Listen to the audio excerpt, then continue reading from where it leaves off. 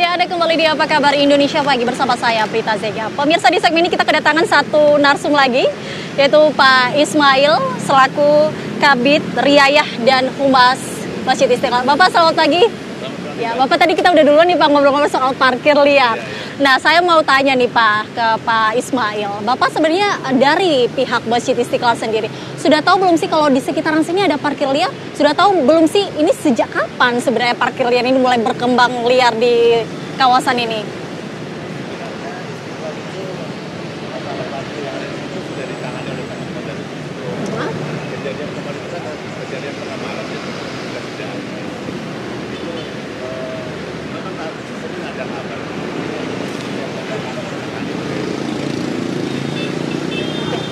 Oke. Sepertinya ada kendala teknis pemirsa. Kita ke Pak Trubus dulu. Pak Trubus, tadi ada beberapa yang sudah dilakukan ya oleh Disub. Cukup tidak Pak menurut Bapak? Menurut saya itu yang perlu ditingkatkan. Apa langkah-langkah ini kan sudah dilakukan, namun itu kan sifatnya jangka pendek. Nah, bagaimana kemudian langkah-langkah itu nanti strategi nanti untuk yang jangka panjang, Mbak? Karena apa? Karena ini kan selalu berulang-ulang, seperti laten muncul lagi dan berulang-ulang. Nah, seperti itu sehingga penindakannya tidak semata-mata bersifat law enforcement, tetapi juga harus ada edukasi preventif sifatnya. Itu yang harus dilakukan.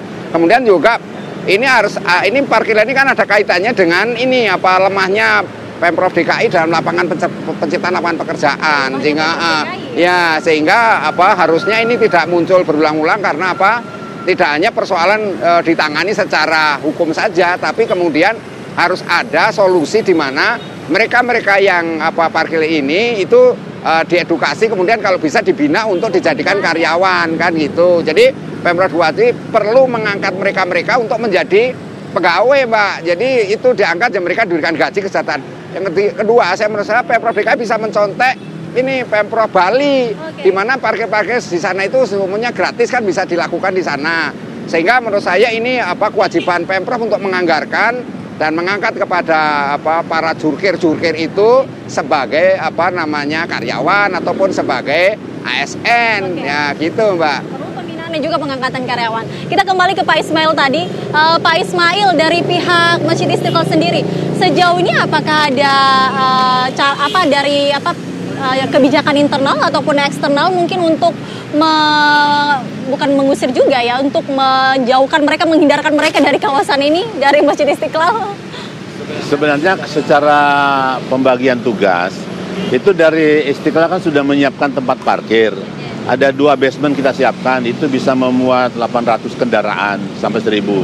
Hanya memang yang jadi masalah adalah parkir mengenai bis, karena kami tidak menyediakan parkir mengenai bis. Jadi urusan parkir di luar Istiqlal itu kan menjadi kewenangan dari teman-teman dari Disub gitu. Pak Ismail, ini ada juru parkir liar ini nih Pak.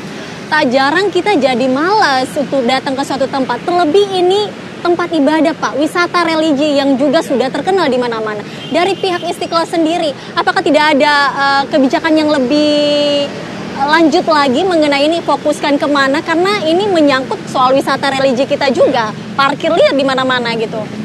Begini, kalau ada jamaah yang memang tujuannya mau ke Istiqlal, misalnya mereka bersurat kepada kami, misalnya ada 5 bis, ada 4 bis, itu kami bisa fasilitasi masuk ke dalam, itu kunjungan khusus.